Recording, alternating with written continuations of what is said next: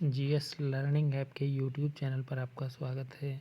हम देख रहे हैं साइंस में बायोलॉजी सीरीज़ चल रही है, जिसमें हमने पिछली 3 क्लास में सर्कुलेटरी सिस्टम कंप्लीट किया था और इस क्लास में रेस्पिरेटरी सिस्टम या श्वसन तंत्र कंप्लीट करेंगे।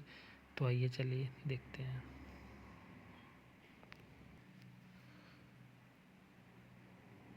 श्वसन तंत्र या रेस्पिरेटरी सिस्टम ग्रहण किए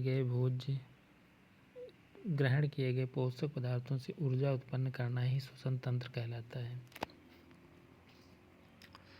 जैसे आपने खाना खाया, वो पाचन तंत्र के थ्रू आंत में गया, वहाँ से जो है ग्लूकोज सरल, जिसे मोनोसैकेराइड बोलते हैं, उसमें टूटा।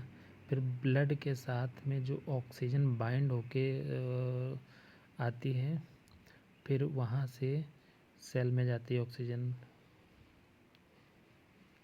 और सेल में माइटोकॉन्ड्रिया, जो power house of the cell बोलते हैं, वहाँ पर जब श्वसन होता है तो CO2 जो एक्सपायरेशन यानी जो सांस छोड़ते हैं उसमें चली जाती है और जल बनता है और ऊर्जा बनती है। श्वसन मुख्यतः 2 प्रकार का होता है, बाह्य श्वसन और अंतः श्वसन, जिसे आंतरिक या कोशिकीय श्वसन भी बोलते हैं। बाह्य श्वसन वातावरण में उपस्थित CO2 का फेफड़ों तक पहुंचना तथा फेफड़ों में उपस्थित CO2 का शरीर से बाहर आना बाह्य श्वसन या संवादन या ब्रीदिंग भी बोलते हैं। जैसे हम सांस लेते हैं तो ये जो प्रक्रिया है ये बाह्य श्वसन होता है, और जो ये ऑक्सीजन हमने ली है, जब ये बाय द एल्वोलाई के थ्रू जब हमारे सेल में एंटर करती है, उसे सेलुलर रेस्पिरेशन या आंतरिक श्वसन भी बोलते हैं। ग्लूकोज के ऑक्सीकरण से ऊर्जा का उत्पन्न होना ही कोशिकीय श्वसन कहलाता है। इसे वास्तविक श्वसन कहते हैं। ठीक है। श्वसन में O2 की आवश्यकता के आधार पर 2 प्रकार के श्वसन पाए जाते हैं। एक वायवीय, जिसमें O2 की प्रेजेंस में जो रिएक्शंस होती हैं उन्हें वायवीय, और जो O2 की एब्सेंस में यानी कि O2 नहीं प्रेजेंट है वहाँ पर जो रिएक्शंस होती हैं उन्हें अवायवीय या इसे अवायवीय श्वसन बोलते हैं। O2 की आवश्यकता यहाँ पर पड़ती है वायवीय में, तभी ये वायवीय श्वसन होता है। ठीक है। ज़्यादा मात्रा में ऊर्जा का उत्पादन होता है, माइटोकॉन्ड्रिया में संपन्न होती है। यहाँ पर ग्लूकोज और ऑक्सीजन बाइंड होकर कार्बन डाइऑक्साइड और जल मुक्त होता है, और 38 ATP ऊर्जा बनती है, जिससे शुद्ध लाभ 36 ATP होता है। 2 ATP इस टोटल रिएक्शन में खर्च हो जाती हैं, तो इसका शुद्ध लाभ 36 ATP हो गया। ठीक है। अवायवीय में O2 की आवश्यकता नहीं होती है, कम मात्रा में ऊर्जा उत्पन्न होती है। ये साइटोप्लाज्म या कोशिका द्रव में संपन्न होती है। इसमें एथिल अल्कोहल, इसमें ये रिएक्शंस होती हैं, C6H12O6 जो कि टूटता है C2H5OH, ये, और कार्बन डाइऑक्साइड, और 4 ATP, जिसका शुद्ध लाभ 2 ATP होता है, जो 2 ATP इस टोटल रिएक्शन में भाग ले लेती है। जैसे इसका एग्जाम्पल होता है ईस्ट, कुछ जीवाणु, क्लोस्ट्रीडियम बोटुलिज्म, मानव की RBC, और वायवीय का एग्जाम्पल होता है अधिकांश जीवों में ज़्यादातर वायवीय श्वसन ही होता है। ठीक है। अवायवीय के उदाहरण जैसे कि व्यायाम करते समय मांसपेशियों में जो दर्द उत्पन्न होता है वो लैक्टिक अम्ल के निर्माण से होता है, इसी कारण पेशियों में दर्द होता है। वहाँ पर अवायवीय श्वसन होता है, जिससे लैक्टिक एसिड बनता है, और इस वजह से पेशियों में दर्द होता है। एक मिनट। यहाँ पर ये अल्कोहल बनता है, वायवीय श्वसन में अल्कोहल बनता है। ठीक है, प्रश्न ये आता है एग्ज़ाम में कि वायवीय श्वसन जब होता है तो वहाँ पर उत्पाद क्या बनता है। वहाँ पर उत्पाद कार्बन डाइऑक्साइड और जल और ऊर्जा बनती है, जबकि अवायवीय श्वसन में अंतरिम उत्पाद के रूप में अल्कोहल का निर्माण होता है। ठीक है,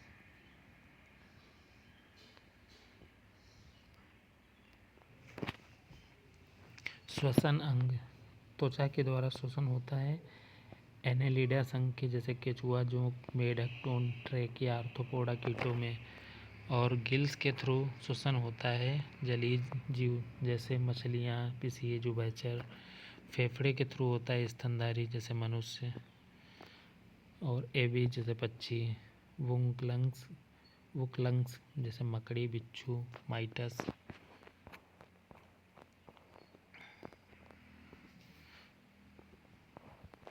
मानव श्वसन तंत्र के भाग, एक तो श्वसन पथ होता है जिससे वायु हमारे फेफड़ों तक जाती है, और श्वसन अंग जैसे फेफड़े। ठीक है, एक तो मतलब अंग हो गया जो से वायु हमारे फेफड़ों तक जाती है, एक भाग हो गया जहाँ जो हमारे श्वसन पथ में आता है, जिसे रेस्पिरेटरी ट्रैक्ट बोलते हैं। श्वसन पथ, इस भाग में गैसों का आदान प्रदान नहीं होता है, इसमें केवल वायु का ट्रांसपोर्ट होता है, आदान प्रदान नहीं होता है। इसलिए इस वाले भाग को मृतवत वायु स्थान या डेड एयर स्पेस भी कहा जाता है। प्रश्न आता है डेड एयर स्पेस कहाँ प्रेजेंट होता है। ठीक है, तो वो रेस्पिरेटरी ट्रैक्ट यानी कि श्वसन पथ में पाया जाता है। दूसरा होता है नासिका। हमारे श्वसन पथ का सबसे बाहरी भाग होता है नासिका। नासिका को वेस्टिबुलर भाग वाले भाग में श्लेष्मा और रोम पाए जाते हैं, जो कि वायु में उपस्थित धूल मिट्टी के कणों को छानने का काम करते हैं। अब इस बात को समझिए। नाक हमारे सबसे बाहर प्रेजेंट होती है, ये जो संरचना है नासिका, इसमें रोम पाए जाते हैं और श्लेष्मा या म्यूकस टाइप का पदार्थ होता है। बाल जो भारी पार्टिकल्स होते हैं उनको रोक लेता है, और जो श्लेष्मा या म्यूकस होता है वो किसी बाहरी बैक्टीरिया या उनको ट्रैप कर लेता है, चिपका लेता है। ठीक है, और बाहर अगर वायु शुष्क है तो उसे भी थोड़ा नम करता है वो बॉडी के अकॉर्डिंग। थर्ड भाग है ग्रसनी नलिकाकार, लगभग 12 सेंटीमीटर लंबी ग्रसनी वाले भाग में भोजन मार्ग व वायु दोनों मार्ग खुलते हैं। ग्रसनी वाले जो भाग है उसे फेरिंग्स बोलते हैं।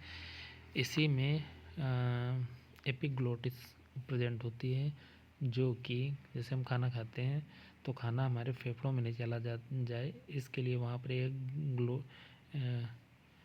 ढक्कन नुमा संरचना होती है जिसे एपिग्लोटिस बोलते हैं। जब हम सांस लेते हैं तो वो फेफड़ों में तथा खाना हमारे स्टमक वाले पोर्शन में चला जाता है, जो काम एपिग्लोटिस का होता है। ठीक है,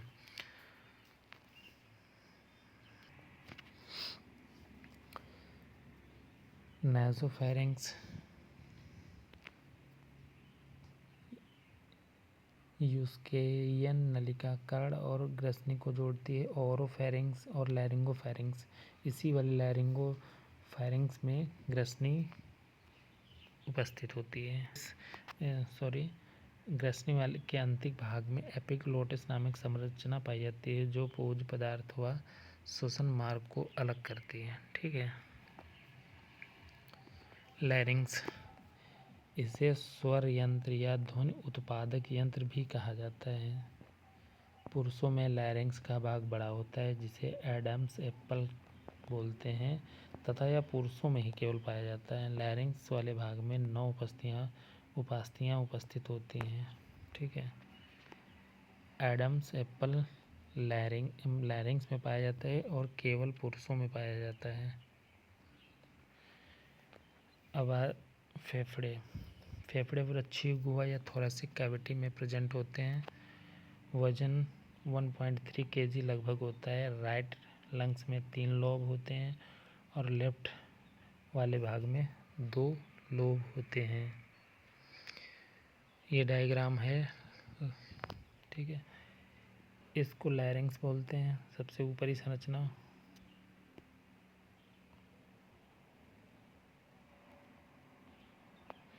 ये लैरिंग्स हो गया, इस वाले भाग को लैरिंग्स बोलते हैं। ये ट्रेकिया या विंड पाइप बोलते हैं इसे। ये लेफ्ट है, ये राइट है। ये राइट लंग्स है जिसमें 3 पार्ट होते हैं, इसमें 2 पार्ट होते हैं। लेफ्ट वाले में 2 पार्ट होते हैं और राइट में 3 पार्ट होते हैं। ये जो सेंटर पॉइंट है इसे कैरिना बोलते हैं। यहाँ से ये 2 ब्रोंक्यूल में बाइफरगेट होता है, ठीक है। ये एल्वोलाइस हैं, कुप्पी, जिन्हें कुप्पिकाएँ बोलते हैं। मेन एयर का ट्रांजैक्शंस मतलब अदला बदली वायु की एल्वोलाई के थ्रू ही होती है। फेफड़ों का रंग हल्का गुलाबी होता है। श्वास नली का अंतिम भाग एल्वोलाई वायु कुप्पिकाओं होती हैं। इसी एल्वोलाई से वायु का विनिमय या आदान प्रदान होता है। एल्वोलाई फेफड़ों की संरचनात्मक एवं क्रियात्मक इकाई होती है। फेफड़ों में लगभग 60 से 75 करोड़ वायु कुप्पिकाएँ पाई जाती हैं, जिनका सतही क्षेत्रफल 100 मीटर स्क्वायर होता है। यदि किसी कारण संक्रमण से लंग्स में फेफड़ों में पानी भर जाए तो इसे प्लूरसी अवस्था कहते हैं, जैसे स्वाइन फ्लू, निमोनिया, टीबी, ठीक है। श्वसन दर होती है 12 से 16 पर मिनट। शिशुओं में 40 से 45। O2 का प्रवेश एंड CO2 का बाहर निकलना संवातन होता है। गैसों के विनिमय व उनके आंशिक दाब के आधार पर होता है। गैसों का जो आदान प्रदान होता है वो उसका मेन रीजन होता है दाब।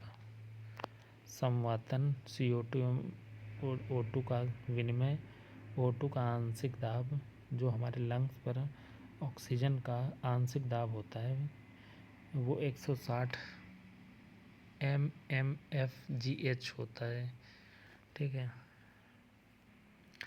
संवातन की प्रक्रिया में 2 प्रकार होते हैं। संवातन की क्रिया अनैच्छिक होती है।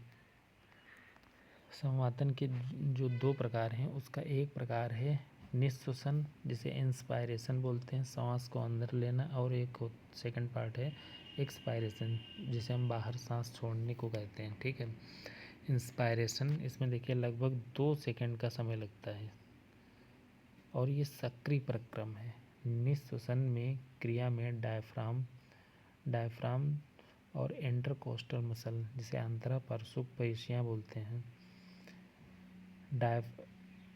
डायफ्राम का जो है 75% और इंटरकोस्टल 25% का रोल रहता है, ठीक है।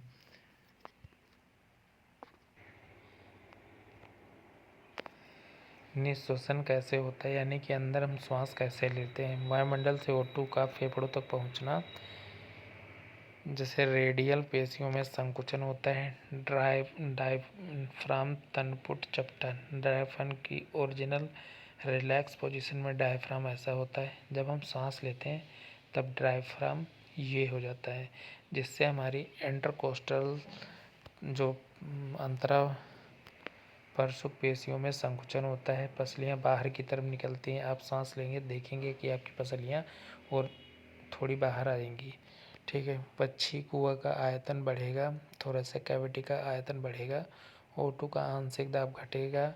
वायुमंडल में O2 फेफड़ों में जाएगी वायुमंडल से, ठीक है। अंदर जब फेफड़ों में जब एरिया बढ़ जाएगा जिससे O2 का दाब घट जाएगा और कम दाब की तरफ वायु का प्रवेश होता है। कम दाब से मतलब ज़्यादा दाब की से कम दाब की तरफ प्रवेश होता है। एक्सपायरेशन या निष्क्रिय परिक्रम है।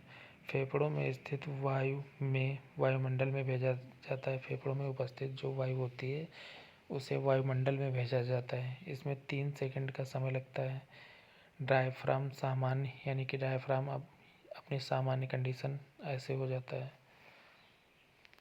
अंतरापसु पेशियों में प्रसारण होता है। इंटरकोस्टल मसल में प्रसारण होता है।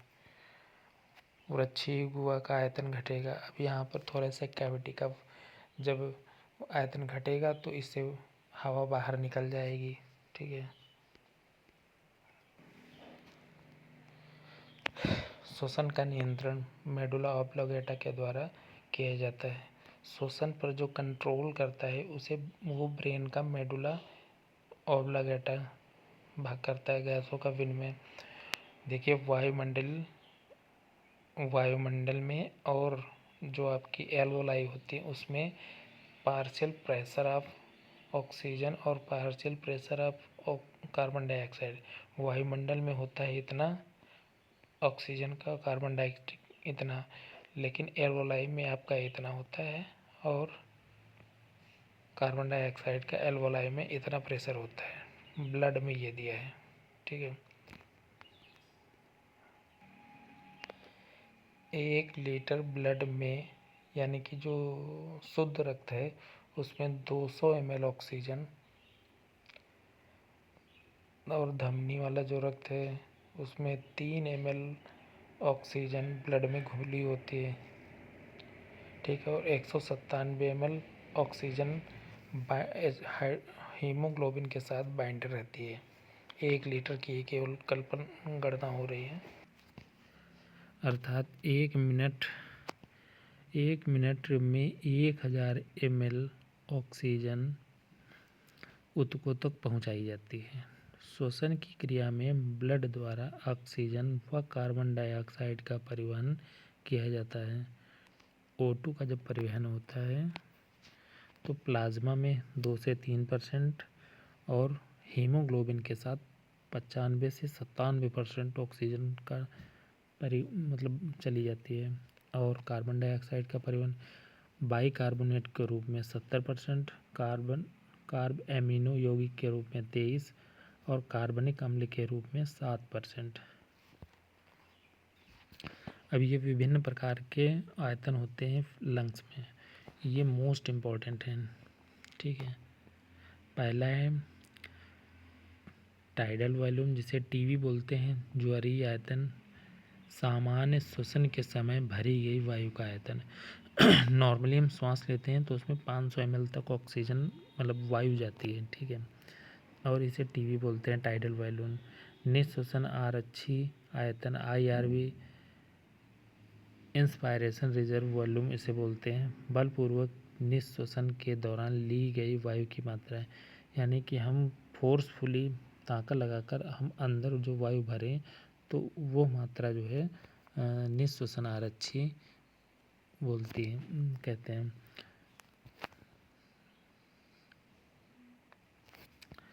थर्ड पार्ट है ERV उच्च मतलब एक्सपायरेशन रिजर्व वॉल्यूम।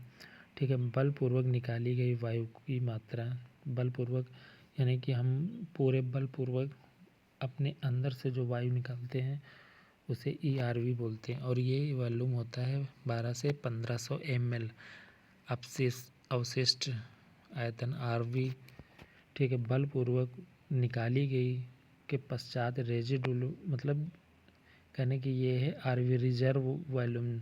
तो ये हम जब बलपूर्वक निकाल देते हैं तब भी वायु की जो मात्रा हमारे फेफड़ों में शेष रह जाती है उसे RV बोलते हैं। और ये 1000 से 1200 ml होते हैं। हम चाह कर भी इस RV यानी कि रिजर्व, जैसे मोटरसाइकिल में रिजर्व में जो लग जाता है उसी टाइप से आप कनेक्ट करके याद कर सकते हैं। ठीक है। चौथा पार्ट है IC इंस्पायरेशन कैपेसिटी, यानी कि हम अंदर जो वायु लेते हैं उसकी कैपेसिटी कितनी होती है। तो ये होता है TV और IRV यानी टाइडल वॉल्यूम और इंस्पायरेशन रिजर्व वॉल्यूम। तो ये था 500, ये था 2500, टोटल मिलाकर 3000 ml, यानी कि जो टोटल कैपेसिटी है वो होती है 3000 ml। ठीक है। और EC वायु की वह अधिकतम मात्रा जो एक्सपायरेशन के दौरान बाहर निकाली जा सके, ये टोटल कैपेसिटी है, एक्सपायरेशन कैपेसिटी। ठीक है।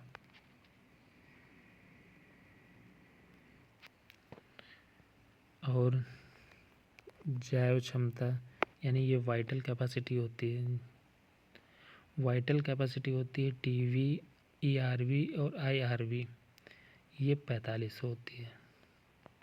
जैव क्षमता फेफड़ों के द्वारा भरी गई व निकाली गई वायु की क्षमता जैव क्षमता कहलाती है। टोटल लंग्स कैपेसिटी, ये मोस्ट इम्पॉर्टेंट है, TLC। अधिकतम प्रयास के बाद फेफड़ों में भरी जा सकने वाली वायु की अधिकतम मात्रा TLC कहलाती है। TLC VC और RV का जो कंबाइंड होता है, और ये RV 1000 होता है।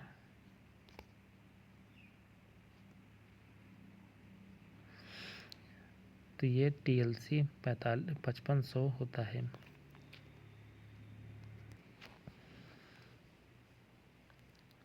Partial pressure of O2 in arteries, जो प्रेशर होता है ऑक्सीजन का हमारी धमनी पर, वो 95 होता है।